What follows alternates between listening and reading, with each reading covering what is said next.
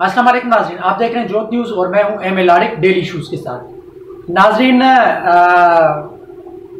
सिंध में बारिशों का सिलसिला जारी और सारी है और कल ईद है और अबर रहमत अल्लाह पाक की तरफ से, लेकिन हुक्मरानों की वजह से ये जहमत बन के सूबे सिंध के अंदर ये बरसात आ गई है। अल्लाह पाक ने तो इसको रहमत बना के भेजा, लेकिन हुक्मरानों की नाअहली की वजह से ये जहमत बन गई है और सिंध की तबाहकारियाँ हैं, उस पर बात करेंगे। और दूसरा ये श्रीलंका के अंदर आज जो धावा बोला गया अपना सदारती महल पे, उसमें भी बात करेंगे। श्रीलंका की जो सूरत हाल ये आज हुई है और ये क्यों हुई, इसके पीछे क्या असबाब है, चलते हैं, शुरू करते हैं। सिंध में बरसातों का सिलसिला जारी और सारी है। मानसून की बारिशें हैं और कराची समेत पूरे सिंध के अंदर कहीं हल्की कहीं तेज गरज चमक के साथ बारिश हुई। अब बरसात तो हो रही है, बरसात अल्लाह पाक की तरफ से एक रहमत है, क्योंकि सिंध में काफी अरसे से पानी की किल्लत का सिंध को सामना करना पड़ रहा था और मुसलसल ऐसे होता है हमेशा। पानी की किल्लत सिंध को जब होती है और लोग सड़कों पे होते हैं हुक्मरानों के खिलाफ या वफाक के खिलाफ, सिंध के लोग सरापा एहतजाज होते हैं, फिर आखिर में अल्लाह पाक की तरफ से एक अब्र रहमत बरसती है और अब्र रहमत बरसने के बाद सिंध के वो जो इलाके जो अपना बंजर बन जाते हैं या बंजर बना दिए जाते हैं, फिर वो खुशहाल हो जाते हैं, वहां पर हरियाली हो जाती है। तो इस मरतबा भी ऐसा ही हुआ। सिंध को शदीद काफी महीने गुजर गए हैं, तकरीबन 3-4 माह गुजर चुके हैं। सिंध को पानी की किल्लत का सामना था और वो पानी की किल्लत का सामना इस वजह से था, एक तो वफाक से पानी कम मिलता है और दूसरा ये जो सिंध के अंदर ये जो हुक्मरान जमात है, जो पीपल्स पार्टी है या वडेरे जो हैं, जहां जहां भी जिस पार्टी के वडेरे हैं, वो अपना असर सूख दिखा के जोर जबरदस्ती के साथ जो पानी मिलता है, जो पानी पंजाब से वफाक से आता है, उस पानी को अपनी तरफ वो उसका रुख कर लेते हैं और अपनी जमीनें वो आबाद करते हैं और सिंध का गरीब मजदूर किसान जो है वो बर्बाद हो जाता है, उसको पानी टाइम पर नहीं मिलता। तो ये अब्र रहमत अल्लाह पाक की तरफ से बरसी है। अब ये नहरों के अंदर पानी भी आ गया है, दरिया सिंध के अंदर भी पानी आ गया है, मली नदी में भी तुगयानी आ गई है, लेकिन उसके साथ साथ ये अब्र रहमत के साथ साथ जैसे मैंने कहा कि ये जहमत बन चुकी है और काफी सारा नुकसान हुआ है सिंध के अंदर।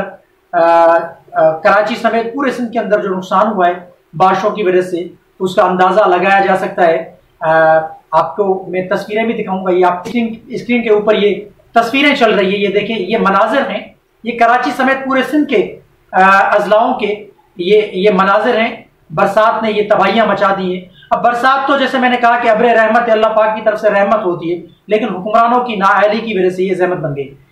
15 साल पिछले तकरीबन 15 साल हो गए पीपल्स पार्टी को सिंध की हुकूमत की वो बादशाह संभाले हुए है और ये जो कराची का हशर नशर हुआ है या सिंध के छोटे बड़े शहरों का जो हशर नशर हुआ है, सेवरेज का निजाम नहीं है, तबाह बर्बाद है, करप्शन बेइंतहा है, डेवलपमेंट के अंदर करप्शन पे अपनी जगह पे, लेकिन सेवरेज का निजाम आज तक इतना अरसा गुजर जाने के बावजूद हम सेवरेज का निजाम दुरुस्त नहीं कर सके।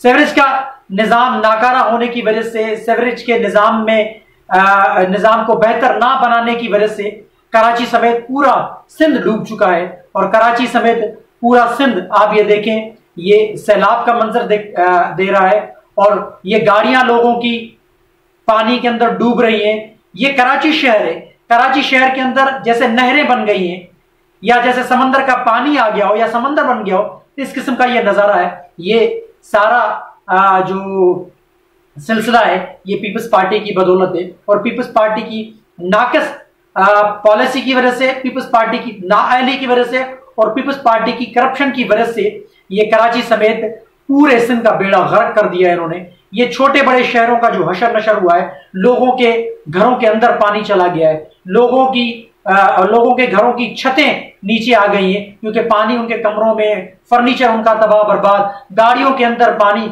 और कराची का तो हशर नशर ऐसा कर दिया है इस बरसात ने कि घरों के अंदर पानी तो है ही, लेकिन रोडों पे पानी जमा है और मेन रोड को छोड़े, मेन रोड से तो पानी फिर भी निकल जाता है, लेकिन जो मोहल्लों के अंदर गलियां हैं, छोटी बड़ी गलियां हैं या कच्ची आबादियां हैं, वहां पर तो महीनों महीनों पानी जमा हो जाता है, जो खास करके कच्ची आबादियां हैं। और कच्ची आबादियां वो हैं जहां पर पीपल्स पार्टी को बड़ी अक्सरियत से वोट मिलता है।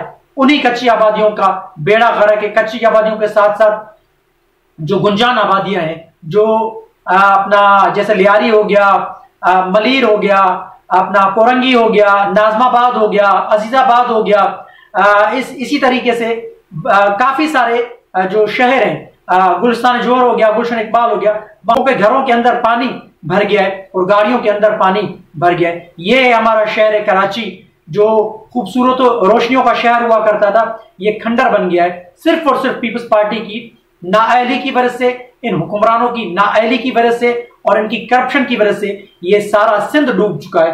अब्रे रहमत अल्लाह पाक ने बरसाई, लेकिन ये अब्रे जहमत बन गई हुक्मरानों की नाकिस पॉलिसी की वजह से और नाअहली की वजह से, और अपना करप्शन की जो अपना नजर हो गया है। ये सारे काम ये आपके सामने है, सारा कुछ। ये पीपल्स पार्टी पिछले 15 सालों से सिंध हुकूमत पे अपना राज कर रही है, लेकिन मजाल है कि इन 15 सालों में किसी भी एक शहर का बेहतरीन किस्म का कोई सीवरेज का निजाम बना दे।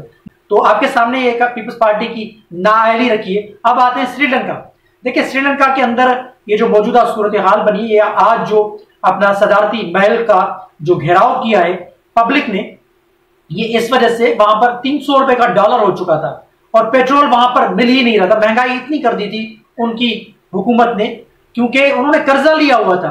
अब वो कर्जा ना चुका सके, अब कर्जा लेती तो हुकूमतें हैं, लेकिन चुकाना पड़ता है आवाम को। अब उन वहां पर भी करप्शन थी, बैड गवर्नेंस थी, नाअहली थी, जिसकी वजह से श्रीलंका तबाह और बर्बाद हो गया और श्रीलंका दिवालिया बन गया। इसी तरीके से पाकिस्तान की भी ये सूरत हाल अभी भी है। जो पाकिस्तान की सूरत हाल है, पाकिस्तान की सूरत हाल बन रही है, लेकिन श्रीलंका के अंदर ये सूरत हाल बन रही है। श्रीलंका के जो हुक्मरान है, उन्होंने कर्जा लिया था, कर्जा वापस ना किया, फिर जैसे महंगाई है वो उरूज पे हो गई। जाहिर सी बात है, लोग क्या करेंगे? लोग ऐसे ही निकलेंगे जब किसी मुल्क के अंदर, जैसे ये आज श्रीलंका की सूरत हाल है, खुदा ना खास्ता ये पाकिस्तान की भी सूरत हाल हो सकती है। श्रीलंका के अंदर उन्होंने कंट्रोल नहीं किया चीजों को, वो अपनी अयाशियों में मगन थे। उन हुक्मरानों के जो बच्चे हैं वो बाहर पढ़ते थे, उनकी फैमिलीज बाहर थी, उनका सारा पैसा करप्शन का, जैसे मनी लॉन्ड्रिंग पाकिस्तान में होती है, वहां पे भी ऐसे मनी लॉन्ड्रिंग होती थी। उन्होंने सारा पैसा अपना बाहर भेज दिया था। अब बाहर पैसा भेज दिया करप्शन कर करके, अपने मुल्क के ऊपर उन्होंने तवज्जो नहीं दी, आवाम के ऊपर उन्होंने तवज्जो नहीं दी, सेहत के ऊपर तवज्जो उन्होंने नहीं दी, एजुकेशन के ऊपर उन्होंने तवज्जो नहीं दी, अपना महंगाई के ऊपर उन्होंने तवज्जो नहीं दी, लेकिन कर्ज लेते गए। कर्ज ले लेके उन्होंने इतना कर्जा ले लिया कि उनका मुल्क दिवालिया बन गया और मजबूरन वहां पर कर्फ्यू नाफिज किया गया। लेकिन कर्फ्यू वर्फ्यू छोड़े, जब पब्लिक इस तरीके से निकलती है कि आपकी स्क्रीन पे ये चल रही है पिक्चर श्रीलंका के उस सदारती महल को, ये देखें आप कैसे धावा बोल दिया है पब्लिक ने। तो आवाम जब निकलती है तो इसी किस्म के इनकलाब आते हैं। तो पाकिस्तानी हुक्मरान भी, या जो पाकिस्तान के अंदर जो करता धरता जो लोग हैं, एस्टेब्लिशमेंट भी और हुकूमत, सियासी जो लोग भी, सियासतदान भी, वो भी देखें, सबक सीखें इस चीज से कि जो श्रीलंका के जो हालात हैं, खुदा न खास्ता अगर पाकिस्तान के ये पाकिस्तान के हालात बनते हैं तो आपका भी इसी तरह से घेराव किया जाएगा। और पब्लिक ने ठान लिया, पब्लिक ने सोच लिया कि हमने अपने हुकूक लेने और अपने हकूक की खातिर बाहर निकलना है। देखिए, अभी तो पाकिस्तान की आवाम जो है ना, थोड़ी बहुत जाग रही है, बाकी वैसे सो रही है तकरीबन। लेकिन जब ये पाकिस्तान की आवाम जाग उठी तो आपका वो हशर नशर करेगी जैसे ये श्रीलंका के अंदर हो रहा है। ये इनकलाब की शुरुआत है। इसी किस्म के रास्ते अपनाने से इनकलाब बर्पा होता है।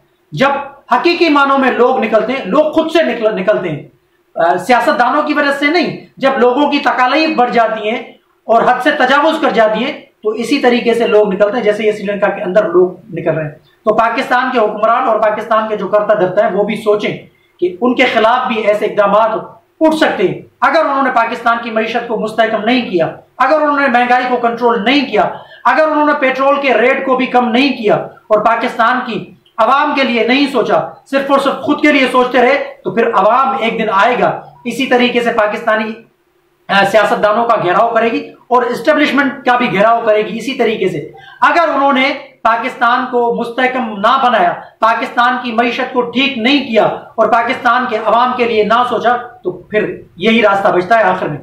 तो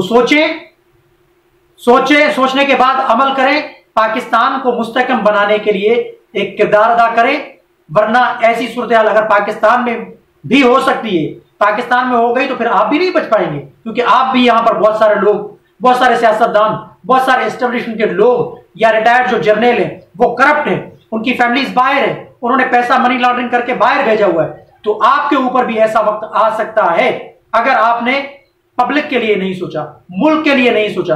मुल्क को बचाना है तो फिर करप्शन भी खत्म करनी होगी, मुल्क को मुस्तहकम बनाने के लिए मनी लॉन्ड्रिंग भी खत्म करनी होगी और अवाम के लिए इकदाम उठाने होंगे।